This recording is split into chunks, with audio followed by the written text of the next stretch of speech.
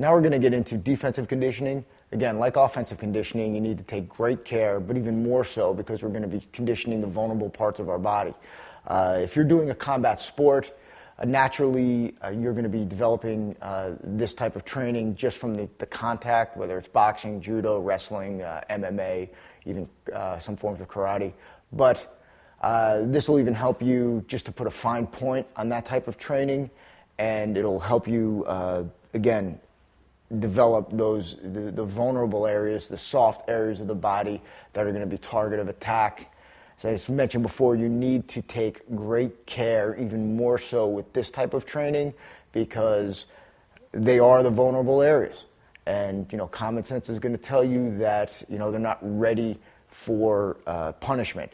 Unlike your bony areas, your knees, your shins, your knuckles, your forehead, your elbows, your hips.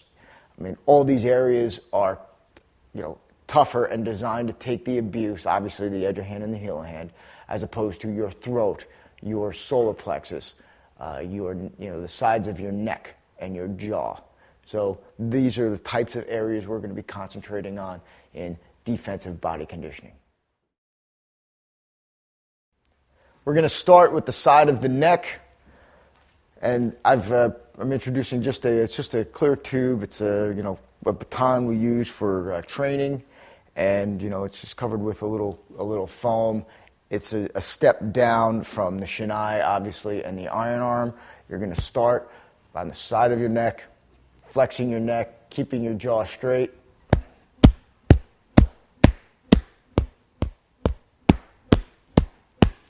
And the other side.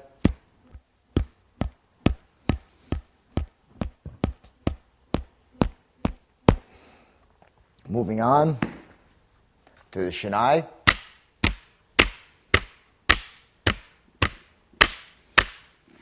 Other side.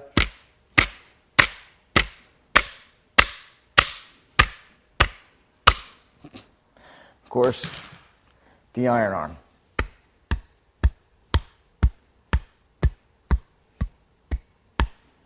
The other side.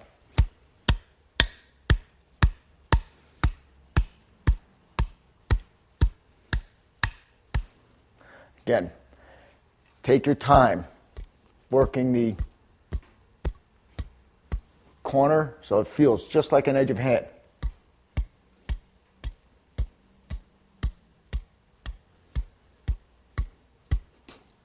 Be patient when you're doing this. Be patient. Again, everything's locked up, jaw tight.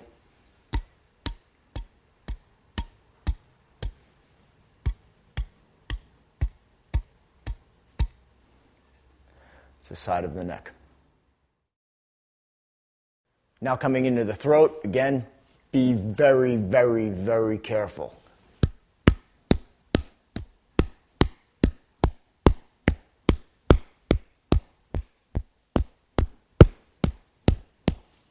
Of course, with the shinai.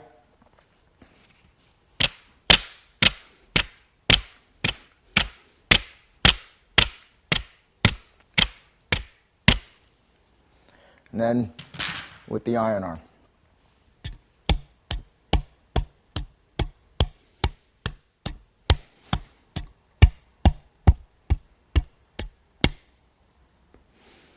Again, I cannot stress enough, extreme care when doing these methods.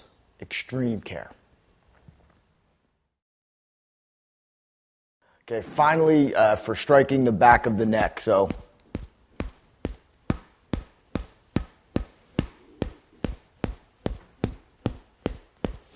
now I can't fully take credit for this. My grandmother actually toughened me in this portion of my body. So, of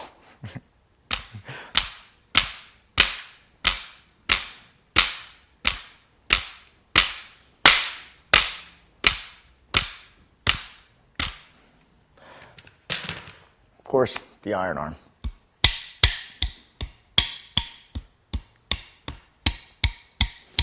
Let me just, so moving just so you can see, just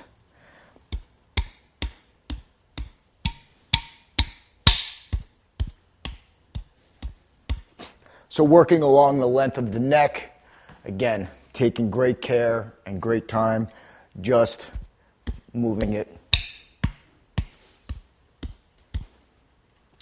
along the whole neck. Okay, the following is an old judo trick.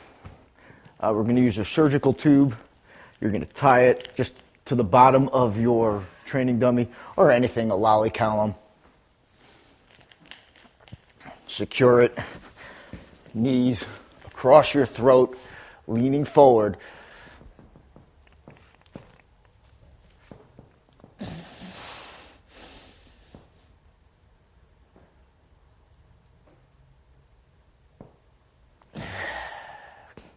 Make sure that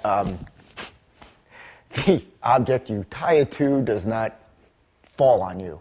So that would be an interesting news story. So and be careful. When you start to get lightheaded, stop. Okay? And usually what happens is your ears will start to ring and you'll start to go into REM sleep. So, it really only lasts a few seconds anyway, and you'll wake up afterwards. But still, just flex the throat, tuck the chin. Again, for resisting strangles.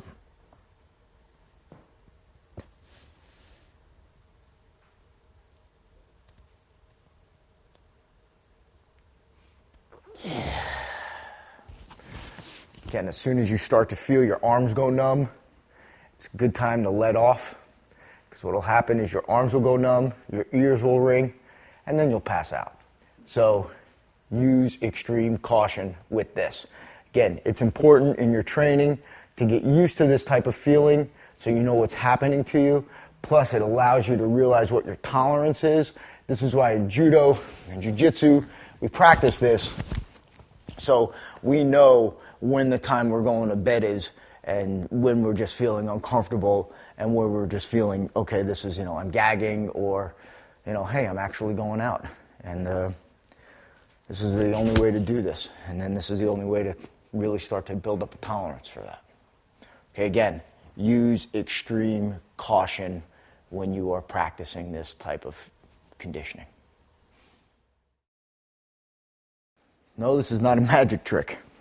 All right, we are taking our hammer, we are just putting it in a towel just to mute it a little bit. What we're going to focus on is that knockout point of the chin, the mustache line.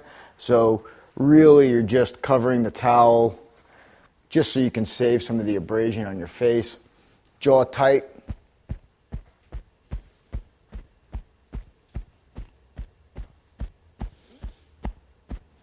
And the other side.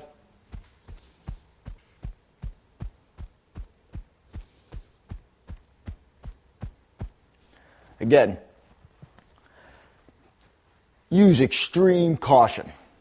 Okay? If you don't want to walk around with marks on your face, just pat it up a little bit.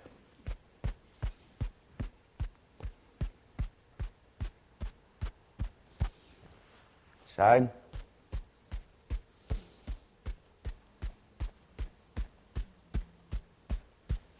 Again, this will get you used to the shock of getting hit. And when you'll also see that your vision will come out of focus a little bit. Again, all inoculating you to actual physical contact. Again, just a simple lump hammer. Okay, nice and easy. Don't get too, again, with any of this stuff, again, I can't stress it enough. Use your common sense. Let pain be your guide. Start off ridiculously slow. I mean, to the point where you're just barely touching yourself. Okay, barely tapping. Okay, you need to understand this. Okay, again, broken bones don't work in training. So you need to just slowly build it up. Touch on our forms with the offensive conditioning, and we're going to just reiterate and actually focus on more the muscle with our defensive conditioning. Again,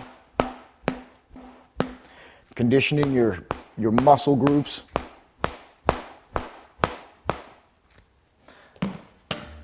Shinai.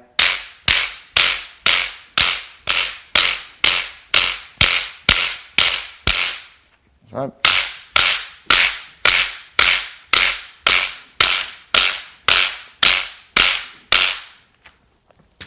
Of course.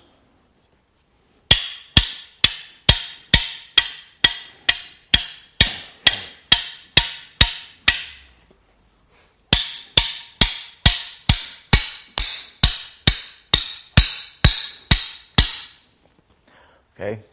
As always, take care, work from lightest to hardest. Okay, working up our arm, now bicep, tricep, Shinai,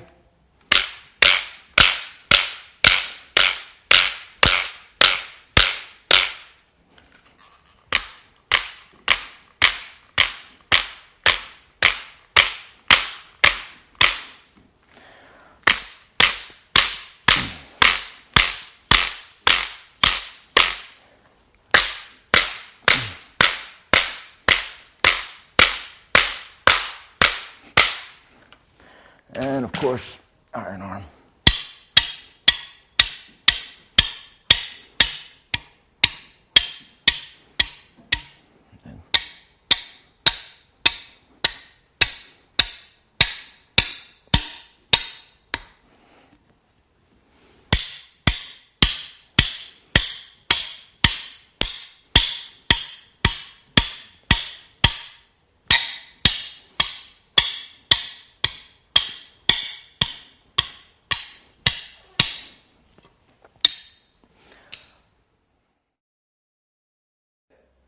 Next, we'll look at chest and solar plexus.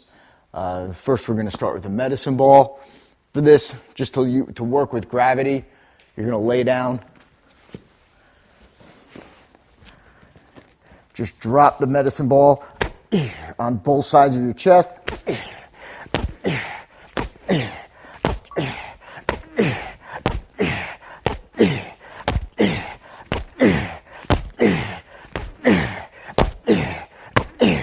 And now your solar plexus.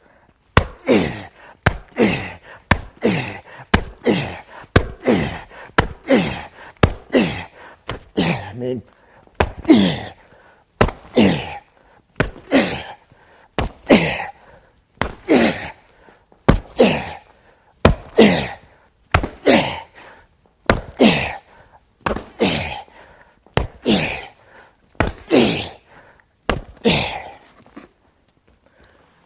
you technically, again, don't need a partner for that.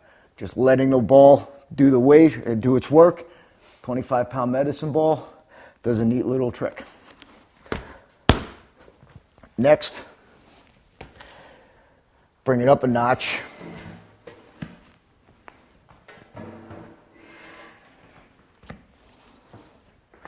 We've got our brick, garden variety brick. Now you're just gonna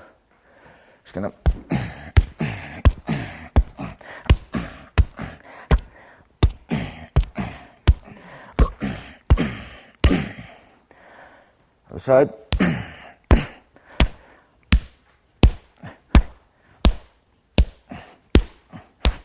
Solar plexus.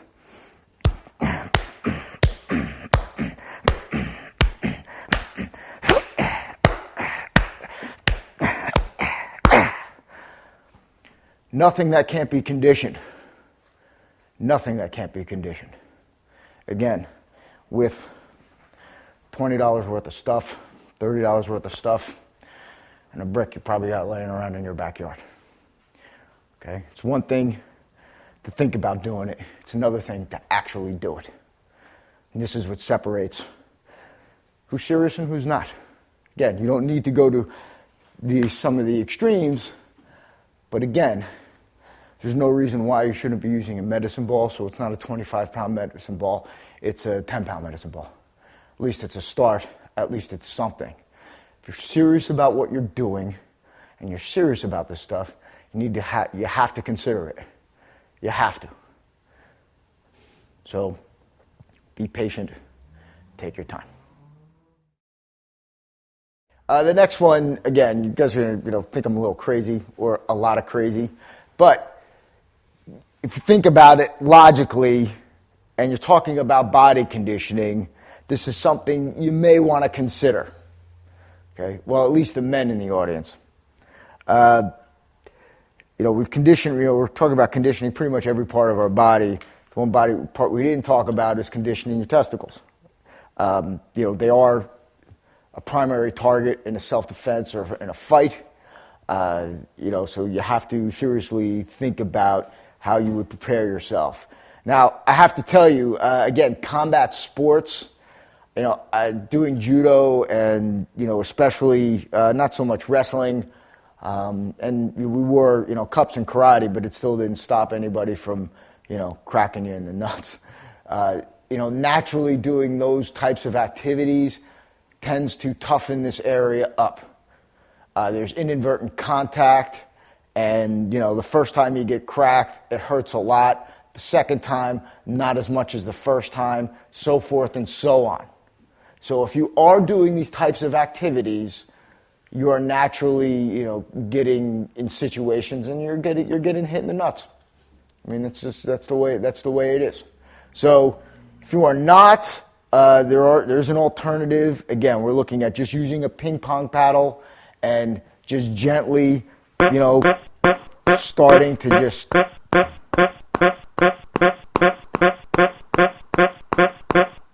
and just tapping very gently and bringing it up. Again, you don't need to, go crazy with this. But again, if you are thinking about preparing this area, then, this is the way I was told to do it. And this is the way, that has been proven to work. Okay, really simple, just tapping,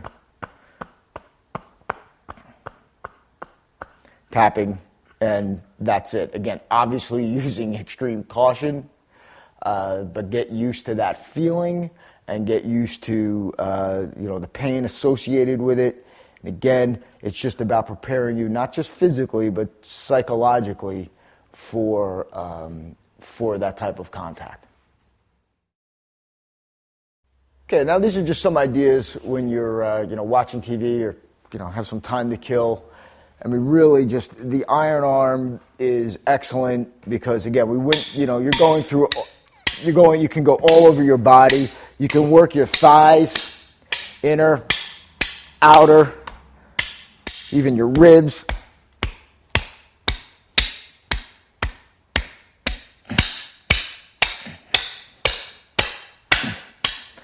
Bladder.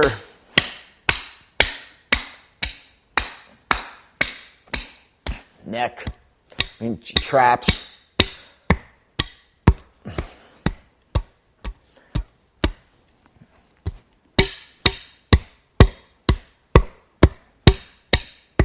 Even gently work your collarbones. Again, be very, very careful. It's not necessarily about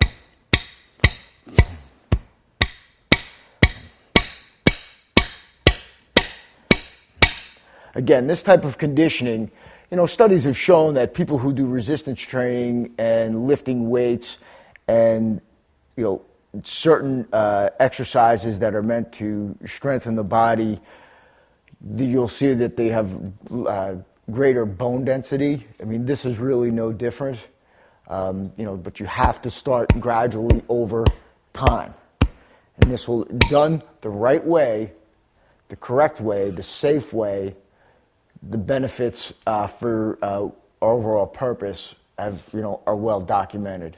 You need to just look at any old school karateka, people who do karate or jiu-jitsu men, kung fu. You see these guys do some amazing stuff at some old ages, but again, it's nothing that has been done reckless and without caution. So sitting around the TV, again, just working different parts of your body, calves, and just working just all over, just doing that, okay? The iron arm is an excellent tool for that. Another opportunity when you're watching TV again is working your grip. These are just the trainers. I got these from Iron Mind. They are, again, not your $5, 5-cent tools. There's a variety of gripping tools. Again, just doing sets, so like 10 and 20, and then switching off. I mean, we talked about using a Kong chew toy. That's still, again, all that stuff is excellent. Anything to squeeze. But now we're going to do a couple types. This will be more of a heavy lift grip training. Okay, then you've got, we call it isometric grip training. So you'll be holding each pinky. You got your brick, hold it out. You're first with your pinky, your thumb, working your ring finger, holding the brick out. Middle finger and index finger. Just holding it out. Okay, so you've got an isometric. You've got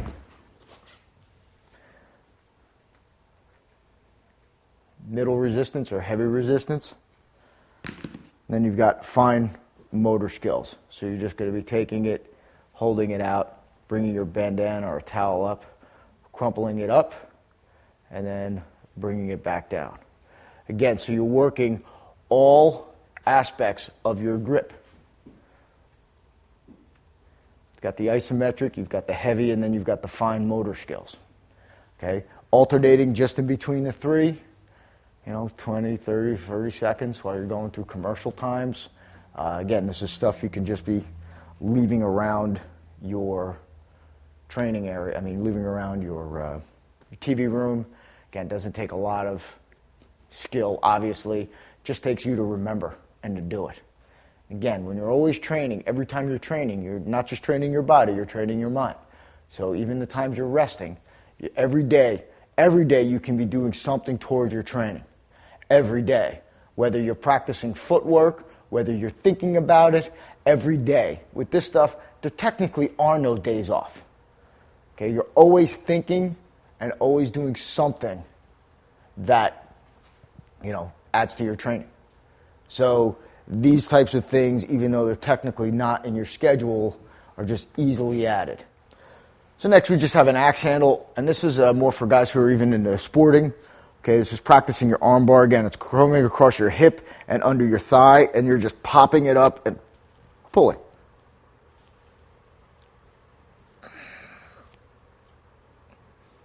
You're just doing 10-second reps, popping it up. Either side, again, doesn't have to be a real big production. You're just popping it. Just again, things to do when you have a little downtime.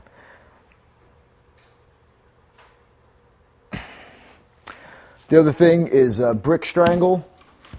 So again, more for the guys who again, if you looked at, you've been training from some of the stuff we did, and if you have some experience, we're going to get into more of these types of techniques in the finishing and quick kill techniques in the last module.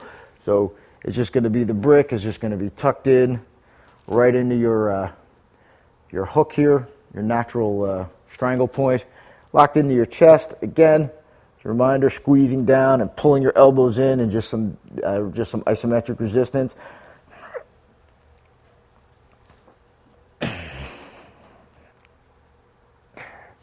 Again, heel hands come together, grip over the thumb.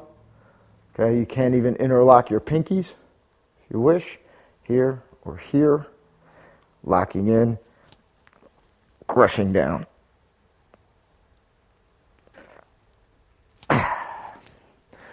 Both sides, underneath, lock in, interlock, crush.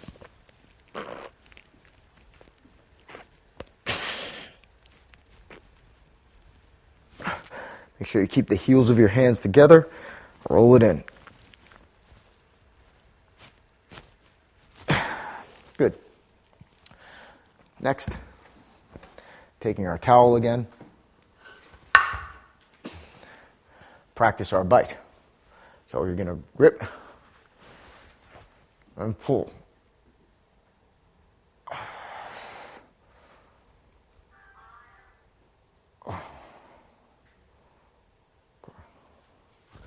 Again, practicing our bite. We're going to grip and do 10-second sets.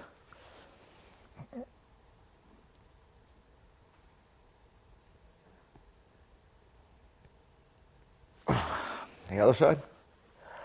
Right?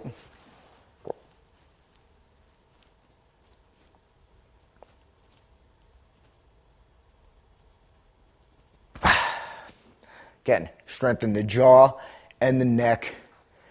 Okay, all one drill. Again, doesn't need to be scheduled.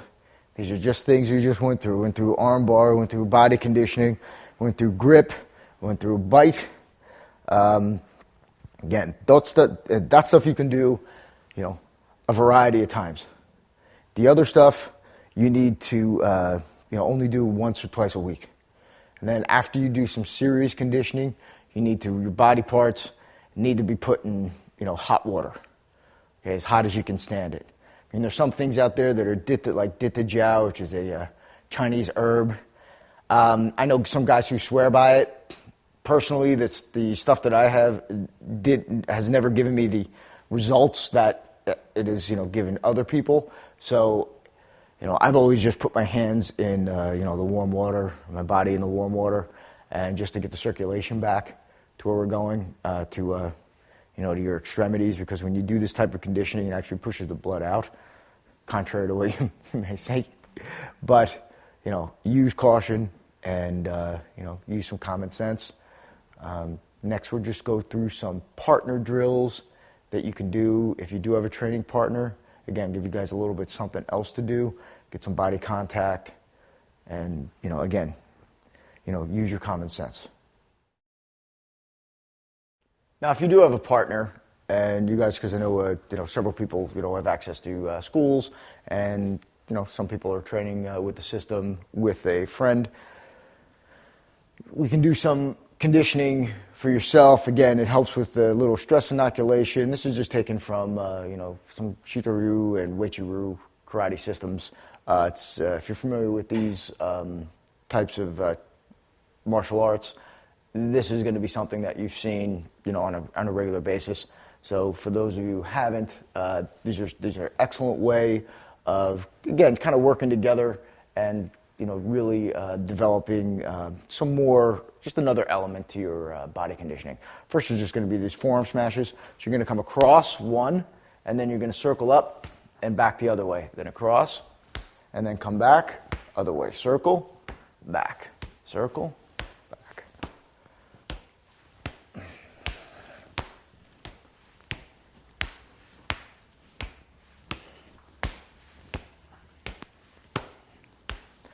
Good. So let's just turn it a second.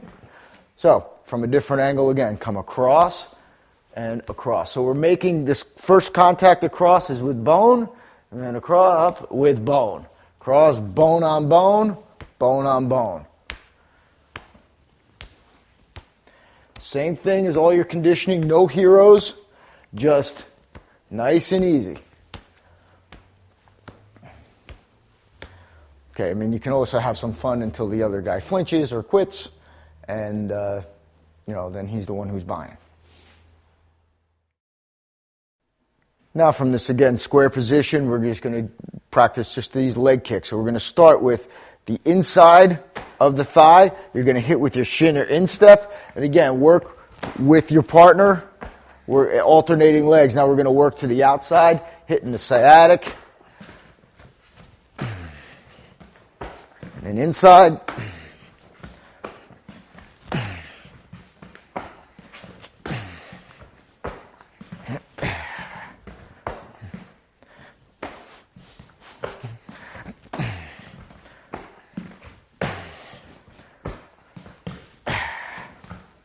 Good. I'll turn again. Just give it another point of view. There you go.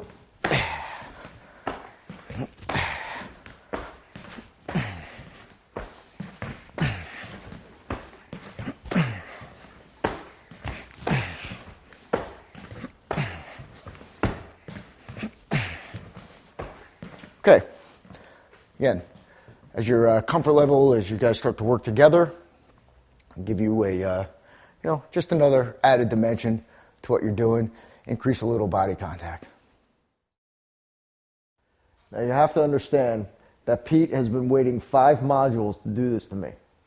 So again, with your partner, just working and developing your midsection. You son of a boy.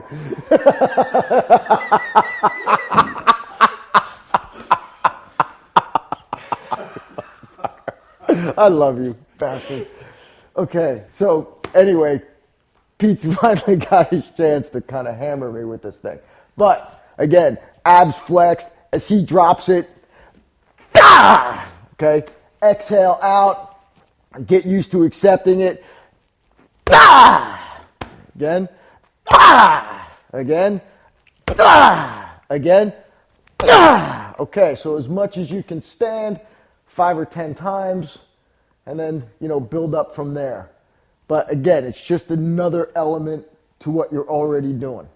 Okay, just another option for your training. So those of you who have a partner you trust, allow him to, take turns getting over each other again. Just again, adding that, developing, that your midsection, that soft midsection. Okay, now with the Shinai and a partner, again, just working on that midsection again. Not so much for the impact now, more for like the stinging, snapping pain. So you will sit and you'll get in position, flex your abs, and your partner goes, ich, ni, son, chi.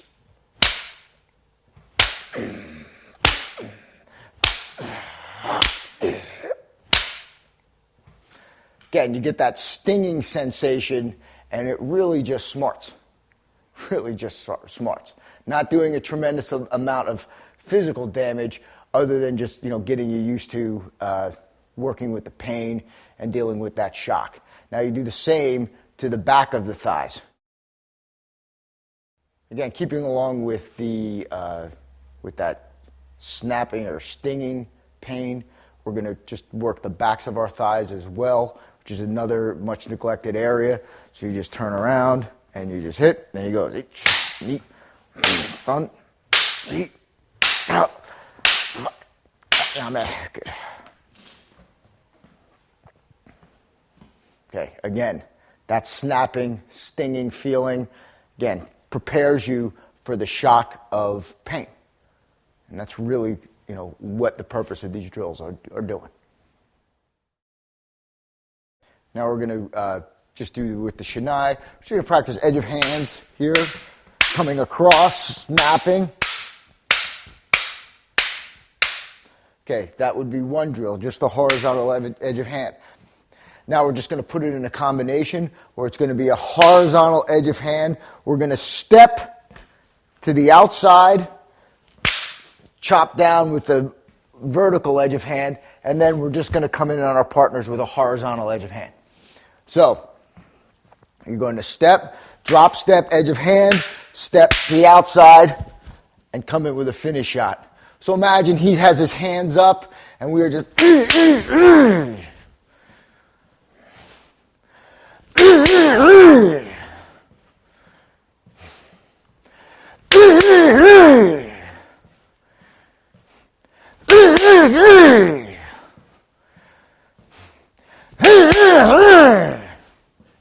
So again, taking ground, aggressive, moving into position.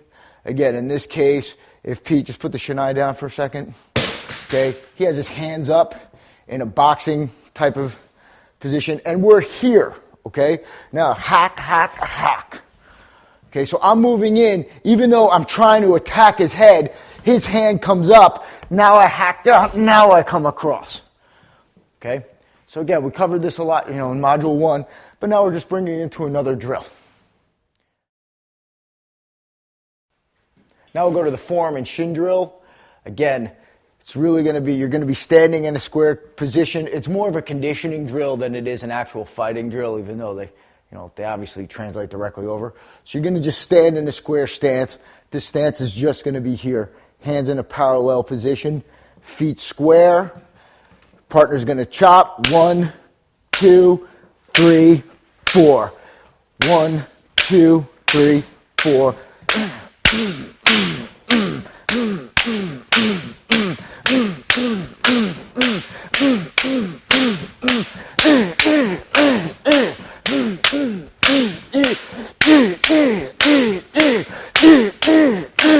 Yame. Okay, so we are aggressively attacking the shinai. Aggressively going to meet it. Don't wait to get hit with it. All right, again, increases the intensity, you get a little comfortable. You know, you rip that thing apart and get into it. So, you know, work up to it, take your time. So just from the other direction, just so we can get a different angle on it. Okay, so it's going to be 1, 2, 3, 4. 1, 2, 3, 4.